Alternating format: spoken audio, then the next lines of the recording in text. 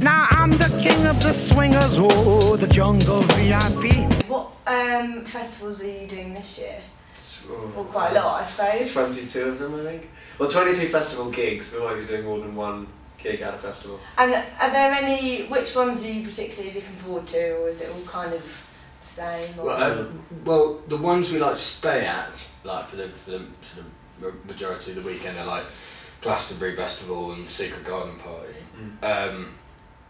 But they're like we enjoy sort of a lot of festivals, but those are the ones we tend to have like lots of mates at. If you sort of, well, I say lots of, I've got lots of mates or anything, but like, you know, the ones that our friends tend to go to as well, sort of thing. But you know, they've all got their charms, kind of thing. Some more charms than others. And are you looking forward to seeing anyone particularly? Like, do you stay? To be honest, what do you do when you go to festivals? Do you stay there? Well, or? it depends. I mean, as Chucks was saying, the three for Secret Garden Party Festival and Glastonbury, we stay there.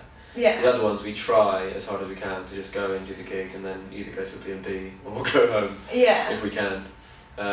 Because we don't. The idea of putting up a tent, taking it down 22 times, that would be 44 times. Oh, that's really a lot of time. Really unpleasant. Doesn't sound that fun, really. But they're fun. I mean, festivals, and also in the question you asked whether we are looking forward to seeing someone. Yeah, who? To be honest, we don't really look at the lineup until we get there, and then we might get excited about someone. But yeah, you know, if we're doing 3 gigs at certain festivals, then you might clash with them or whatever. Yeah. What do you have any like good festival memories, like things that's happened before, like maybe at the ones that you said? I was about to say we're not particularly rock and roll. Or some pretty brilliant cups of tea. Crappy festival memories, anything that's really. Well, Chuck's got his computer nicked from his tent while he was sleeping. The last festival we were at. Where was that? That's never good one now. Yeah, we probably shouldn't even mention it actually. Yeah, that was like last week, our first festival, laptop, pilfered by a scallywag. What a little rascal. What do you find festivals like a lot different to like the usual gigs you do? Like, is the atmosphere a lot different? Like, do you prefer doing festivals, or is it? It's really hit and miss. Really, it depends on the festival. I think by the sort of 20th or 21st festival, we definitely, if you asked us, we definitely prefer doing normal club nights sort of thing. But just the logistics.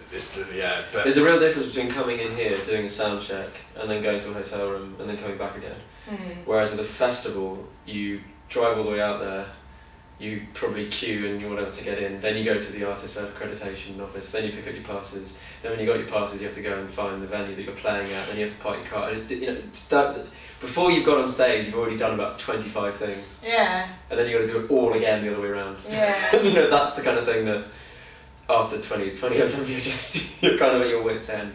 But do you like the whole atmosphere? Because the festival atmosphere is absolutely amazing, isn't it? Like, absolutely. It must be a lot different to just being in a dark kind of room, like, because obviously sometimes it would be during the daytime. Yeah. So it's, no, it is good. I mean, there's an amazing feeling. The best festivals are the ones where you really feel like you're in your own little society and everyone forgets about anything outside of that perimeter fence. I know that sounds very cheesy, but that's what probably every festival should be trying to do. And some succeed and some really don't. So it's the ones that really transport you. I think Secret Garden Party is very good because they spend a lot of money on production, which means that all their money on production. Very good. Yeah, we're not going to go into that. They spend all their money on production, so when you walk in, you're like, oh wow, you know, there's so much to look at, and you know, everywhere you wander, there's little secret venues and whatever else, and that's really good because it's so different from anything you'd find in an urban environment. What is that? Would you say that's been your favourite one then so far, or?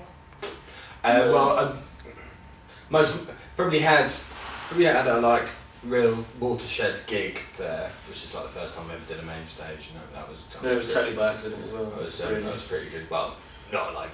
Well, yeah, by chance, not by accident. It was like, it's like Bill and Ted just coming out of like a phone box, and it's just like doing an amazing gig. Oh, what's that? Program Sliders or whatever. Anyway, yeah, and then festival was amazing because we did the main stage. I've reached the top and had to stop, and that's what's bothering me. Do you have anything else planned like for the shows? Because obviously your shows are quite like I personally think they're quite unique, really.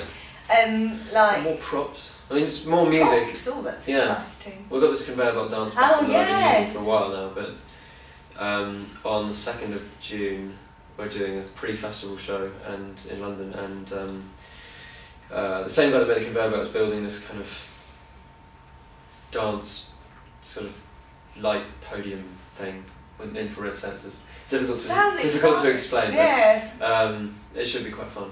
So yeah, sort of doing that. I mean, you know, it's tricky because I come from like a hip hop background, and like I'm used to like some of my favourite gigs I've ever seen have always just been like decks and a microphone, basically, sort of very simple hip hop setup. So like, you know, we get people, if we had a penny for every time someone said to us, have you thought about sort of getting sort of other musicians along? And it's like, yeah, we've obviously thought about it, but it's like, actually, like, I don't see it as completely necessary, sort of, because we've got a lot of movement and things going on from Mr. Bruce, do you know what I mean? So, and I think kind of the charm is just the fact that there's two of us. I like pairs, you know, Gilbert, George, Morgan Wild. That sort of thing. I think people when they come into a room and they see it. Daphne and Celeste.